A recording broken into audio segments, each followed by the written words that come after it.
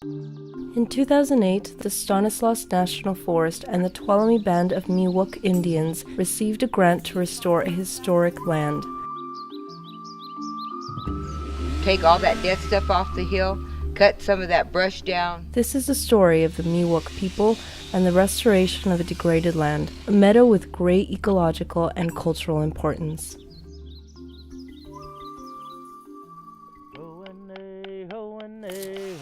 The Miwok people lived peacefully throughout large parts of northern and central California for thousands of years.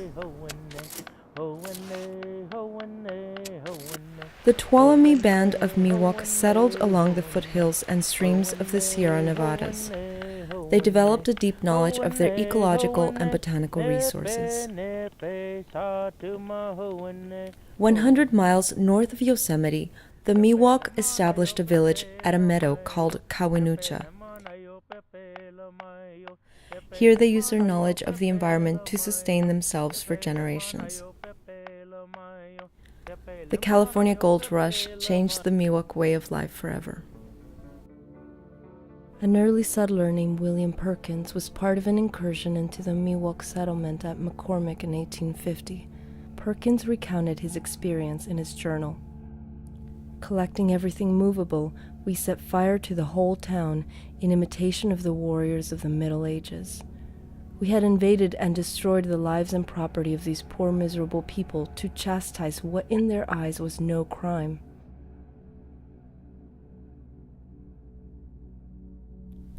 The invaders massacred the Miwok.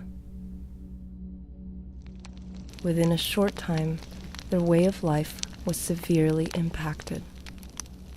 Their land was degraded by the settlers in their search for gold, and the Miwok were forced to leave. Without access to the land that sustained them for generations, the Miwok fought to survive in a hostile new civilization.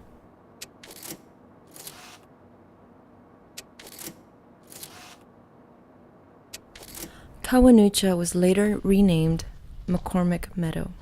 After years of neglect, the meadow stands degraded.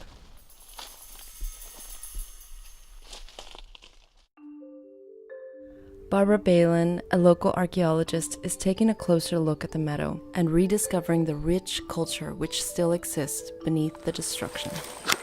So it's a little start of a projector point.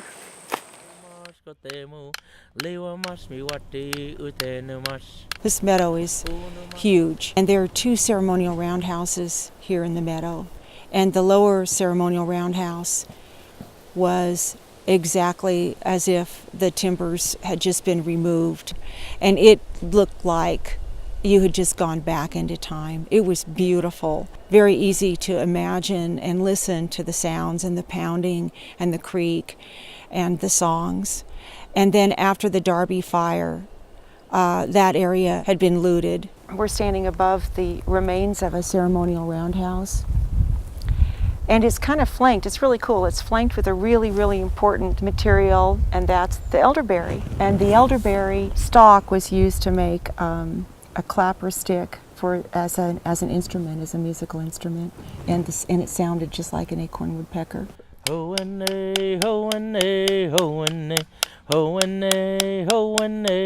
indication that this has been used for perhaps hundreds of generations is that these grinding cups are very close together. That indicates time. When one got too deep, they would move over. And so maybe 3 people could sit here comfortably, or 4, but look at how many holes we have. What I'm standing in the center of is a house pit depression. This is the archaeological remains of where a conical bark house once stood. In their search for gold, the newcomers disrupted a very developed lifestyle of environmental stewardship that the Miwok had developed over generations. That is how they survived. Everything in their environment was of some use in some way to them. And they'd learned over the years from generation to generation. They knew every living plant, every weed, what it was used for, medicinal.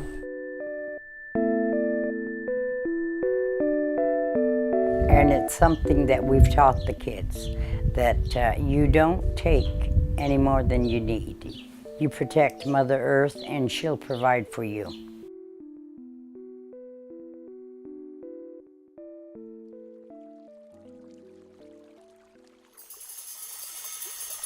It wasn't a coincidence that this is where the Miwok settled. They understood that meadows are natural storehouses for water, if they are maintained. Today, the meadow, it's losing its ability to retain water. We had a forest fire hit it 9 years ago. What happened is we lost the shade around the meadow. When the meadow cooked, that created drier conditions for pine trees to come in. And then pine trees in turn begin to really dry out a meadow because they act as a pump. Conifer trees are like the weeds of a meadow environment. They propagate rapidly and take over the landscape if they're not controlled. And since the fire hit, as you can see, it really stressed out some of the black oak that gave shade. And so without shade, you have these pine trees that come in. The more the meadow dries out, the more the conifers become established. It's a vicious cycle. So growing up here, the water has changed from being positive and natural water flow to being drier. The creek beds, the river beds. The Miwok understood that there was active work involved with maintaining a healthy forest. They used fire as an important tool to manage the landscape. The non-Indian community took over and didn't realize how essential fire was to the landscape. Every year before they'd leave their area, they would pluck out all the plants that didn't need to live here. They would back burn it. And then when they would come back in early spring, or as soon as they could get back in the area, it would be an open area. They did that on a yearly basis. And you could tell that when you look at the old pictures of Yosemite, see how open that valley was? And now you look at it and it's just cluttered. Yes, they did back burn, the grasses, mainly around the oak trees, and that was to kill the bugs, the insects. That's one of the problems we have now with our black oaks is we weren't allowed burning for a long time. Then it didn't require a whole lot of burning, just a little bit, just enough to burn a little bit of the grass around there, because it was every year. 40 years ago, it was established fire trails. And now there's so much of it that's overgrown, it's becoming a real hazard. Not only do we need the burning to kill the insects from getting into the trees, the soil needs that. It replenishes the soil, the ash. The government allows livestock grazing on most of its public land. This is another environmental stressor at McCormick. Stresses kind of act together.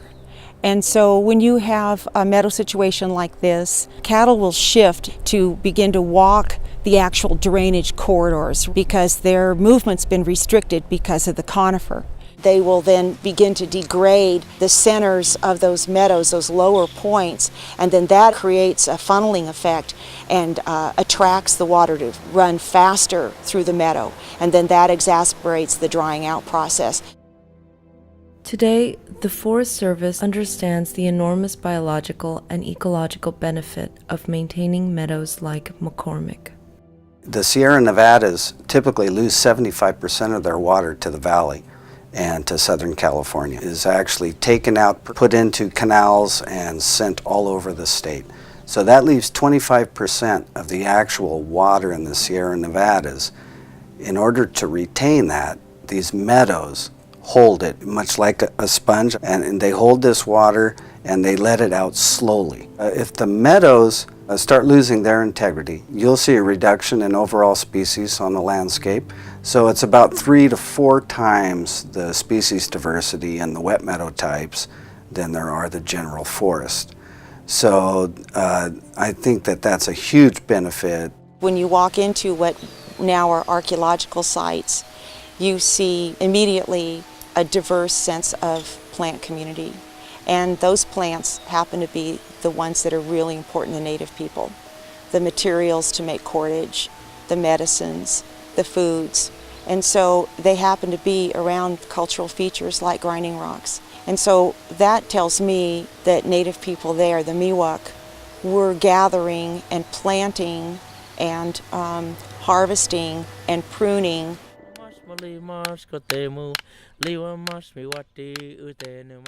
I would come in here and see the watercress that had been trampled down, the milkweed that was struggling here, the water that wasn't flowing in a natural state.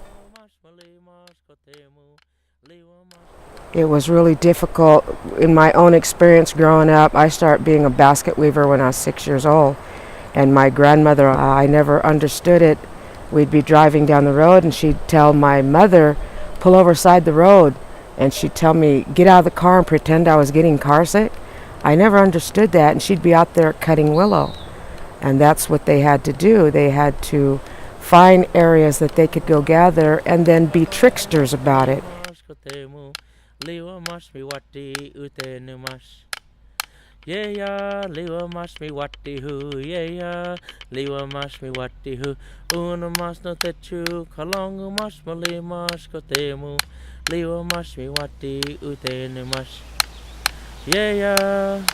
There was homesteaders that came in and you know, took the land that used to be gathering areas and hunting areas.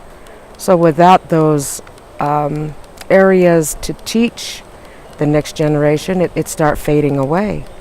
Like when I was gathering the Indian tea today, it made me sad because that Indian tea hadn't been touched in many years. It was dying off, but it was still trying to hold on to what it had for a life, as the Indian people did.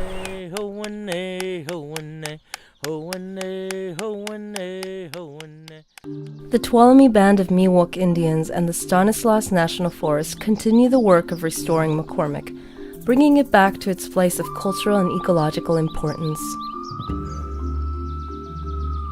What we'll be doing at McCormick Meadow is we'll be restoring the meadow to its biologically diverse condition, hopefully similar to when it was actually used by the Miwok as an ethnographic village of Kawanucha.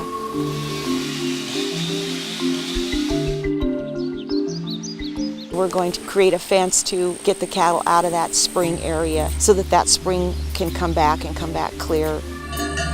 And then we're going to plant inside the cattle exclusion fence native grasses, because all invasive European grasses have taken over that meadow.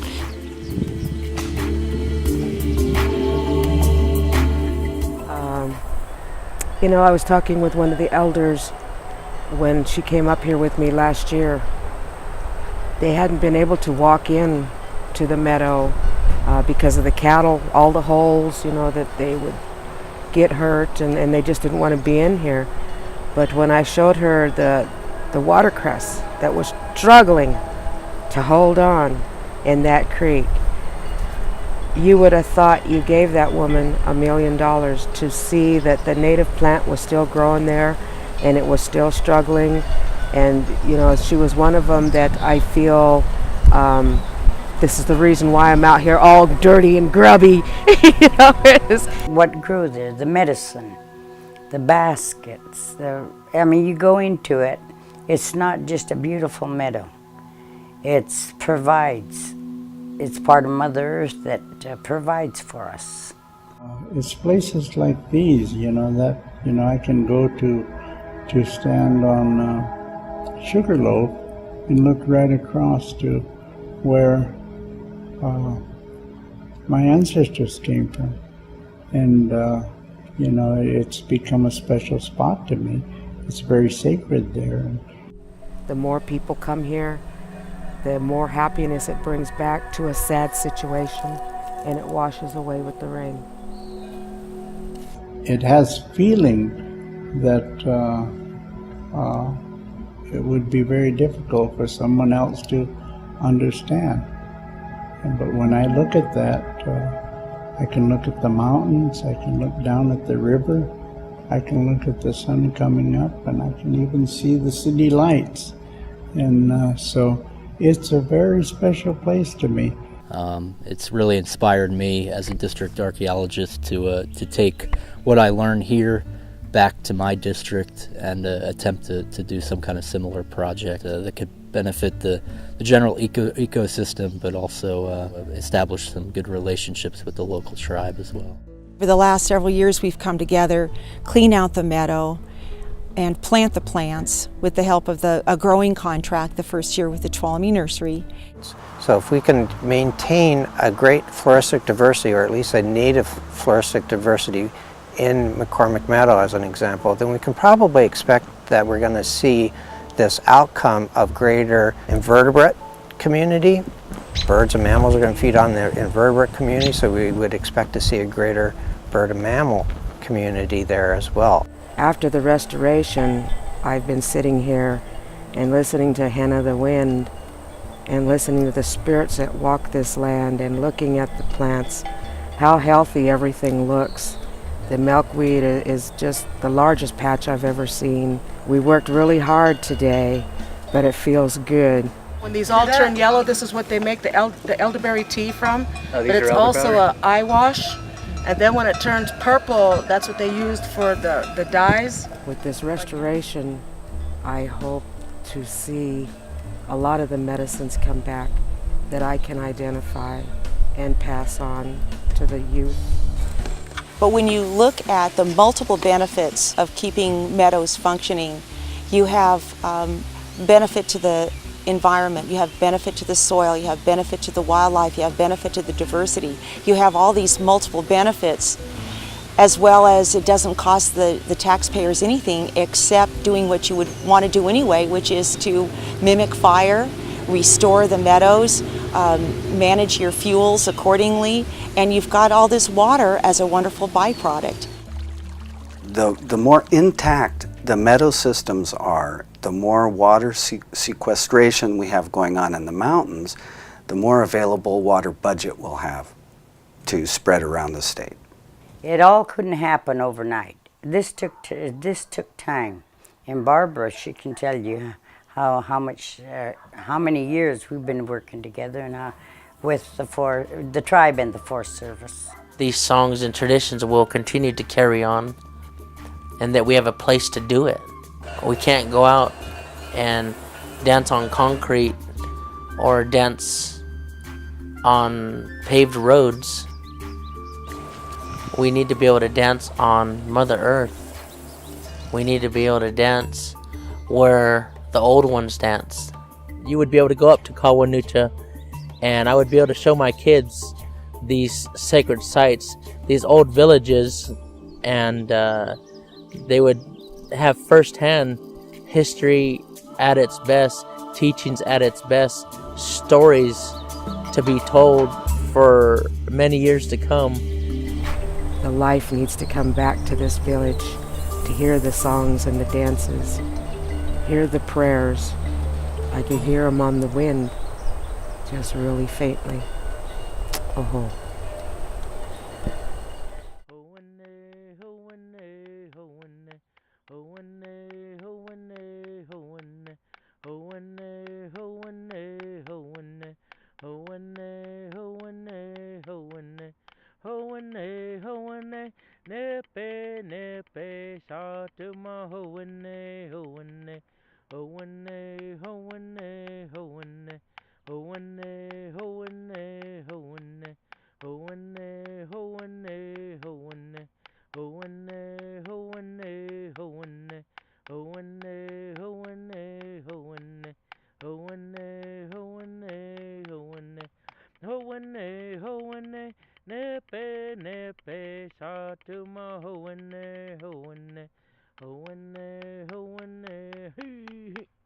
Pepe le manayo, Pepe le mayo, Pepe le manayo, Pepe le mayo, mayo wene Pepe le mayo, wete pana Pepe le mayo, mayo wene Pepe le mayo, wete pana Pepe le mayo, Pepe le manayo, Pepe le mayo, Pepe le manayo, Pepe le mayo, Pepe le manayo, Pepe le mayo. Pepe le manayo, Pepe le mayo, Pepe le manayo, Pepe le mayo, Pepe le